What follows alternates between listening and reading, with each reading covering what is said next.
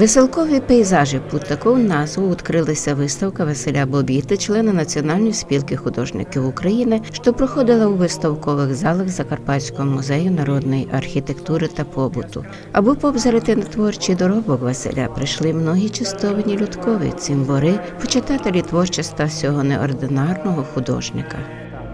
Мені особисто удвічі приємно, що це є земляк, іршавчанин. Сьогодні він представляє свій творчий доробок для нас із вами. Більшість робіт, які представлені сьогодні на цій виставці, намальовані, написані автором безпосередньо у 2018 році. Бачимо з вами, що автор має свій стиль, свою манеру писання. Основна частина, левова частка, презентує нам за своїм жанром. Це є міська архітектура. Знаємо із автобіографії автора, що він багато подорожує не тільки Україною, Закарпаттям, а й ближнім і дальнім зарубіжжям, де намагається щоразу зобразити, відтворити культуру того міста, того населеного пункту, де він презентує. Тому маємо значну частину робіт, представлених саме міської архітектури. Ми зі свого боку, Закарпатський музей народної архітектури та побуту, вітаємо пана Василя із цією персональною виставкою. Бажаємо йому творчих успіхів, подальшого натхнення у його роботі.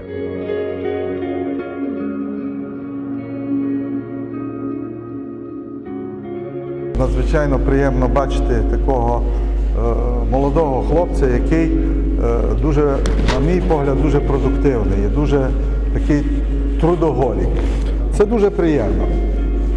Дивіться просто, скільки робіт представлено і які вони всі потужні, монументальні, всі зроблені на одному духу. Васильові, видно, дуже близька тема архітектури.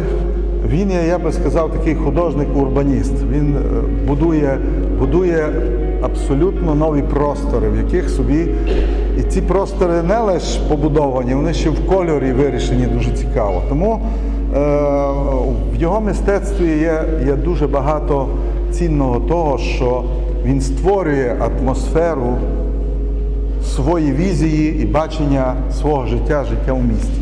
Я так знаю, що Василь багато подорожує, і коли він розказав, що він це робить в дорозі фактично, це говорить про те, що, оказується, на заробітки можеш ходити не лише малтер носити, а можна і мистецтвом займатися. Це теж вид заробіток, нормальний заробіток людини, яка має в руках таку професію. І це чудесно. Йому треба терміново треба відкривати школу молодих учнів там. І помало їх натаскувати, вчити, розказувати, як це робиться. Тому що дійсно потужний у нього такий темперамент колористичний. І саме головне – побудова. Бо якщо нема побудови картини, картина розвалюється. А тут і побудова, і колір. Тому це дуже цінно для художника, з чим я його сердечно вітаю. Ми від нашої здруженої сім'ї Іршавської мистецької вітаємо Василя. Тут будуть проходити мероприємства в стінах цього залу, і дуже багато глядачів побачать ці роботи і понесуть по різних куточках, бо тут і туристичний маршрут, і інші. І ми тебе ще раз вітаємо, бажаємо тобі великих творчих успіхів. Ще недавно, я говорю порівняно недавно, бо тут є колеги, художники, можуть це порівняти, рік тому назад, може і не повний, відбулася досить повнометражна виставка пана Василя у стінах Мукачівського замку. І повірте мені на слово, картини були зовсім іншого характеру, зовсім іншого плану, іншого бачення. Кольористика, да, збереглася, характер робіт той самий, мається на увазі жанр, напрямок, але тематика була зовсім інша. А тут за рік така продуктивність, така кількість, як казав Борис Іванович справедливо, цільних творів, просто не може не вражати. Це Василь викликає до тебе велику повагу. і пересічних громадян, і, безперечно, думаю, що і друзів, колег. Так, йому більш властиві міські пейзажі, і мені здається, що він вже так їх робить жартуючи, але мені більш приваблює око той вугол, де є етнографія, де є народність, де є копички, де є млин, де є наше карпатське, і ось воно теж подане дуже оригінальне, дуже своєрідно і в кольоровій гамі, і в самій трактовці, і баченні. Ну, я ще раз говорю, що мені приємно бути тут сьогодні в цьому залі, і я гордий з того, що ще один іршавчанин піднімає або підтримує планку мистецьких досягнень Іршавщини. Робить це дуже успішно, робить це такими семимильними кроками. Спасибі Василю за роботу, і якщо Бог буде давати сили, радуй нас і надалі своїми творами. Я дуже радий. Ще недавно ми відкривали його персональну виставку в галереї Ужгород. Пройшов не більше року, як ці всі роботи, які зараз в цьому залі написані, вони видозмінені, і з кожним полотном він робить віху все вище і вище. Мені приємно, що зароджується ще одна іршавська така намесна школа. Як каже Борис Іванович, добре би маленькі дітки навчалися у цих роботах, тому що це абсолютно їм дуже приємно бачити такі роботи. Вони сприймають гротеску роботу гораздо краще. Ну і від імені нашого товариства, бо бачили, як вчора роботи відвозили, найщиріші вітання з його персональною виставкою. Щастя, здоров'я. Вона несподівана через те, що я його вперше бачу, таку велику масштабну виставку. Це раз. А по-друге, мені дуже подобається його підхід до живопису, такий конструктивний, авангардний, кольоровий, масштабний такий. Знаєте, рідко багато з наших художників рідко до такої теми звертається, а він якраз не побоявся. Він не побоявся і так виставився, просто мене якраз це дуже здивувало. Я йому говорю, а як це ти до цього підійшов? Так каже, я кожен раз ходжу на етюди, кожен раз щось роблю, щось малюю. І каже, от Кандінський на мене діє, Міро на мене діє. Ну всі класичні художники на нього діють. І плюс закарпатські наші маестро, Манайло і так далі. Це такі художники, які відчуваються по чуть-чуть, але відчувається у кожній роботі оцей етнічний привкус Закарпаття. Трошки-трошки, але відчувається. Я дуже рада за нього, тому що мало хто із художників вміє отак широко, масштабно себе виставити, а він молодець, я його вітаю. Ну, бачите, ми сьогодні маємо автора, який активно працює, Василь Бобіта, наш колега. І по роботах видно, що вони свіжо написані в поточному році, і вони мають свою тематичну направленість, по формі дуже гарно об'єднані, в колористиці. Тобто фаховий підхід до всіх робіт, які ми бачимо сьогодні на виставці, і не повторюють попередню виставку, яку ми бачили рік тому в музеї імені Бокшая. Тому автор, я бачу, активно працює, вибирає для себе і шукає те, що йому найближче до душі, в даному випадку багато архітектурних мотивів. Мене радує те, що вони фахово виконані у всіх таких аналітичних підходах, як композиція, живопис, сам колір, тобто і не дивлячись на те, що деякі роботи дійсно повторяють одна одну у сюжетній лінії, але все-таки автор знаходить і колористично, і в контрастах, і в емоціях. Все-таки відмінність одна від одної і формує досить непогану виставку, яка робить честь не тільки йому, а й нашому колективу, і Іршавщині, зокрема. Василь Бобіта є істинним патріотом своєї Іршавщини, де він ся родив, де проходило його дитинство. Вся земля дала художникові талант видіти красоту природи, трансформувати її, наповнити енергією і передати на полотні. Де би не був Василь, а й бо все тягне до рідної земли. Чистина Василю, поїжте мені живопис про вас, що означає? Живопис – це для мене якби самовираження своїх почуттів, свого життя. Один чоловік це використовує вірші, другий пише, ну а я малюю. Хто вам привив любов до живопису? Не знаю, якось це з дитинства було, хоча я замічав і в батькові, і в дідусеві. Раніше вони всі мали потяг до такого творчого, але проявилося тільки вже в мені. З самого дитинства я пам'ятаю, що вже приваблювало мене малювання, любив навколишнє середовище, наш край. І так якось пішло, і я знав, що я хочу стати художником. І вже коли писали твір у школі, я вже написав, що я дійсно знав вже, куди я піду вчитися.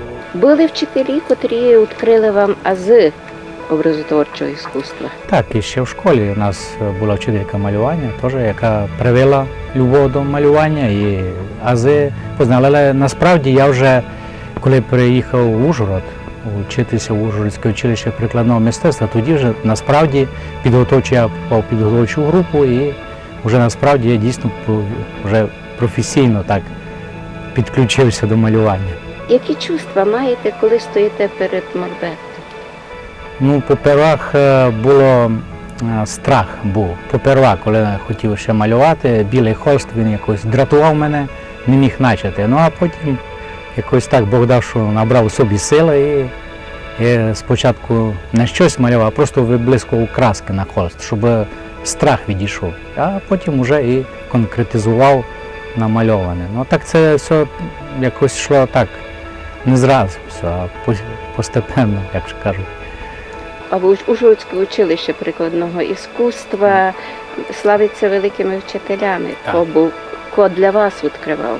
Ну, для мене мій класний керівник, це Маснюк Іван Дмитрович. Фактично він мені привів, і Дідик Іван Михайлович. Вони вчили композицію, малювання, і привили любов до побачити в природі, побачити на навколишньому середовищі красиве, дійсно, і компонувати до кольора, значить, навчили мене придивлятися, розрізняти тінь, і полутінь, перспективу. Ну, це все вони мене навчили так. Я вважаю, що в мене були хороші вчителі. А так я вчився на творах великих майстрів наших, як Ерделі, Бокшай, звісно, Кашай, Приходько. Це мої, якби, улюблені. Манайло, черпав дуже багато від Манайла. Так що от такі в мене були. Я рахую, що є професійні художники, є просто віртуози малювання, а є художники, є творці. От Манайло відносився до тих других, який був не тільки просто дуже добре малював, але вмів побачити, вмів створити. Ну, це був дійсно художник. Я рахую, Манайло це був художник. Манайло навчив мене любити свій край. Ну, він якось у своїх творах він малював і виявляв любов до рідного краю, до людей. Народне мистецтво дуже в нього було поширено, він малював наш край. Так що я бачив, що дійсно від нього я навчився любити свій край, любити людей цих, які тут проживають. Манайло – великий поет людської душі, нашої горянської душі, закарпатської. Так. Він і в костюмах, і в других таких елементах. Що для вас відкрилося? Чи використовуєте ви тут ті прийоми у себе? Так, я дуже багато прийомів у Манайла, що він використовує у своїх творах. Ну, по-перше, в нього є такі роботи, які він малював, і він імпровізував, компонував колір. От іменно компоновка кольору від нього, від нього так я запозичив так. І компоновка природи, архітектури, архітектурні зарисовки, значить, почуття до болі людей, які тут проживають. То не тільки зовнішнє таке середовище міг спостерігати, але міг і за душею спостерігати. Отакі в нього роботи, як «Скорбота», він міг відчувати боль людську. Так що це художник, я рахую, який міг замічати не тільки зовнішнє, але і внутрішнє, всередині, що знаходиться в людини. Це великий талант. Я рахую, щоб передати і на полотні, і глядач, щоб відчув це, глядач, щоб побачив це, що дійсно знаходиться у душі людини і що знаходиться за тим, що намальовано. Много стран сходив Василь Бобіта, аби указати череди файні краєвиди різних варушів Європи. Більша часть його робіт знаходиться в частних колекціях на Україні, Мадярщині, Словакії, Чехії і в Нью-Йорку. Він любить путешествувати, увідіти і пак зафіксувати і передати на своїх полотнах інтересні за формом і настроєм хижки, улички, аби ще раз убідитися, що Закарпаття має дорогої його серцю. Кажуть так, що закарпатці особливий народ. Що в ньому особливого? Особливо у закарпатцях те, що вони дуже, я рахую, що люблять мандрувати, тому що закарпатців всюди повно, по-нашому, якщо говорити. Може, люблять робити? І робити, так. І що я ще замітив, особливо закарпатців, вони люблять будувати.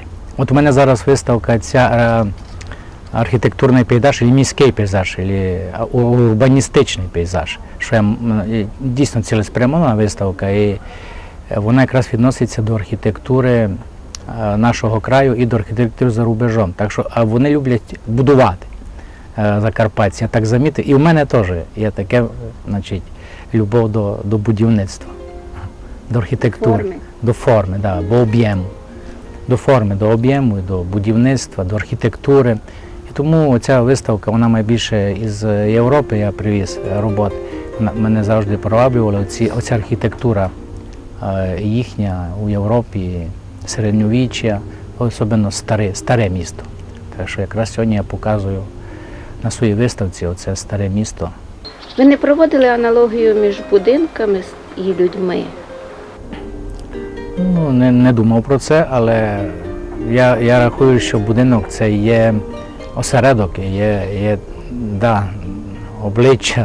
обличчя людини. Допустим, дивишся на будинок, в якому живе людина, і можеш, в принципі, розгадати, хто там живе, серце його, як відношення до людей, відношення до середовища, хто в цьому будинку живе. Так що я рахую, що наш будинок, в якому ми живемо, наші кімнати, наше все, що внутрі знаходиться, воно показує на нас, на нашу людську долю, на нашу людську притаманність, тобто душу. Вона відкриває, чим чоловік живе, чим чоловік дихає. Василя Бобіту інтересує вопрос естетичного розвитку наших дітей, молодежі, влияння іскусства на їх духовний розвиток. Він не раз і не два про то говорив при зустрічах з ними. Що найбільше ціните у людях? Саме більше це чесність. І дуже ціню тих людей, які можуть любити, не так любити на словах, а так, як написано у Слові Божому, що любов – це дієслово, фактично. Якщо любиш, ти повинен щось допомагати, повинен щось робити людям. Любов, вона не перевозноситься, не гордиться, не шукає свого, вона почутлива до людського горя. Так що це я дуже, наприклад, хотів би дійсно бути таким. І ще мене приваблює у закарпатського народу, що вони дуже набожні. Наш народ дуже набожний. Багато церквей, багато є, де вони ходять поклонятися Богу. Так що це теж одна із особливих рис закарпатського народу, що вони тягнуться до Бога. І стратою віри, що ми стратили? Ви знаєте, коли втрачає чоловік віру, він втрачає все. Тому що без віри, написано, Богу угодити неможливо. Без віри чоловік нічого не може робити. Тому що віра, вона теж це слово, дієслово. Віра без діл мертва. Ви розумієте? Якщо чоловік вірить, він має тоді силу працювати. Він має силу щось робити добро, творити добро, говорити істину. Це його заставляє віра. Ми віримо у сущність Бога, і ми розуміємо, що дійсно ця віра в Бога нас дає нам силу працювати, дає нам силу робити, дає нам силу далі жити, двигатися вперед, рости. Так що я так приблизно розумію. Хто вам відкрив ті закони Божі? Я чувствую, що знаєте їх. Часто їздив до бабки. Майже я там виріс в цьому селі Дешковиця, таке хороше у нас село, Дешковиця. Я там просто був закоханий в це село. І бабка фактично відкрила мені. Вона завжди читала Святе Письмо, читала псалмики, і вона мені відкрила цю любов до Бога. Познайомила, так би можна сказати. Ну, а батьки вже якби... Може, указала путь? Так, вказала путь, дійсно. І змалку я вже читав Слово Боже, і змалку я вже був привитий до цього, розумів, знав, і так виростав. Хоча в житті всяке буває. То вже під старості вже чоловік думає про це, що вже треба от якось налагоджувати своє життя. Ну, а в молодості так, як всі. Та кажуть так, що художник створюється ще в дитинстві. От і картини, коли ви общалися з бабкою, колись ти, може, і корови пасли, може, і кози пасли.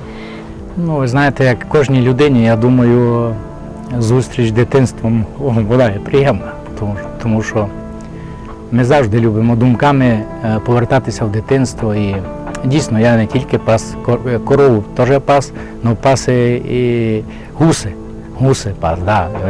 Так що у бабки були гуси, я пам'ятаю, качки були корови, я все це пас.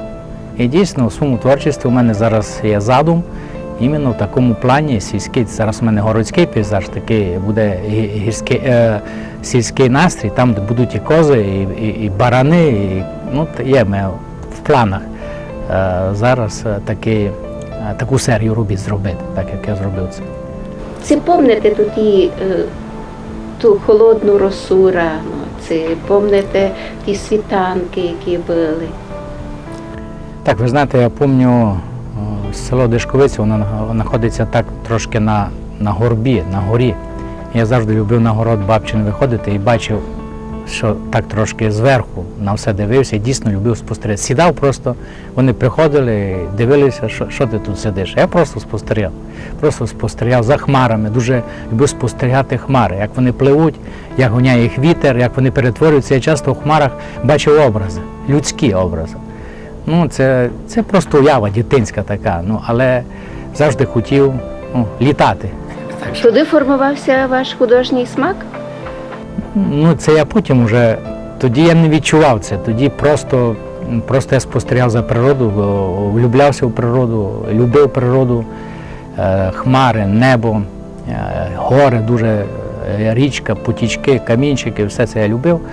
Воно якось потім я вже осознав, це все, воно якби дало поштовх до того, щоб я малював. А так, тоді я того не відчував, що я формується чи не формується, не знаю. Ну, сформувалося чи ні, я вже не знаю. Судити глядачові, наскільки професійно сформувалося. А це косилисти, і які трави там у цьому селі ростуть? А трави любив. Пам'ятаю, як виростали трави, любив бігати по травах, прятатися в травах, такі були великі трави. І сіно дуже любив, на Копиці. Я пам'ятаю, в селом йшли вози з сіном. І я просився до цих дідусів, візьміть мене, і вони мене в одну сторону повезуть, а в другу сторону потім я вертався на другому возові із сіном. Так що сіно я дуже любив. І тому я робив виставку Закарпатського бокшая, музей Закарпатського бокшая. І там в мене десь біля 20 або 30 робіт, що самі копиці, на кожній картині копиця, тому що копиця так виявляється моїм теж життям. В дитинстві я любив на копицю залізти, під копицю закопатися, любив дихати сіном. То ваш Еверест? Так. Так що копиці в дитинстві любили, хто виріс на селі. Так що я бачу. І коли вже вчився після училища, мене так завжди в город тягнуло, що в городі буду жити, там якісь були плани. А вже бачу зараз, вже так в літах, і вже тягне мене опять в село, хотів би десь хатинку, так на краю села, щоб і все було, і трави були, і щоб покосив. Як іскусство допомагає удосконалювати душу? Я, коли розмовляю з людьми, я завжди стараюся розмовляти на основі Святого Письма. І в Біблії написано, що Бог створив людину по своєму подобі. Образу і подобі. І Бог є творець. І коли він говорить, що він створив людину по своєму подобі, і він вложив в душу кожного чоловіка творчество, тобто творити. І дійсно це мені допомагає. Кожній людині заложено творчество. І просто є люди, які в собі це не розвивають. не розвивають, а є люди, які в цьому. І є країни, в яких змалку до 3 класу абсолютно не вчать ні математику, ні мову, нічого, а вчать тільки малювання і музику. Потім вже вони вивчають і математику, і ті всі інші науки. Тому що іменно це закладує в душу людини любов до ближніх, любов до природи, любов до зовнішнього середовища, іменно мистецтво, іменно творчество, тому що Бог творець. Він заклав в нашу душу це, щоб ми теж творили. А саме більше Бог хоче, щоб ми творили добро. І от якраз мої картини, вони говорять про те, що я хотів, щоб колір, основний в мене колір у картинах, я хотів би, щоб він сприяв до радісного такого, до позитива, коли глядач спостерігає і дивиться на картини, щоб у нього виникли такі приємні відчуття і почуття, щоб враження такі були радісні, щоб дійсно він відчував себе людиною. Так що Бог можливість дає кожному чоловіку, і це дійсно у моєму творчості це є основним. Творчество Василя Бобіта яскравое, сонячное. Позираючи на його роботу, убіждаєшся, що майдосконале, що є у житті, це природа, котру сотворив Господь, і нам тим треба її увидіти і зрозуміти.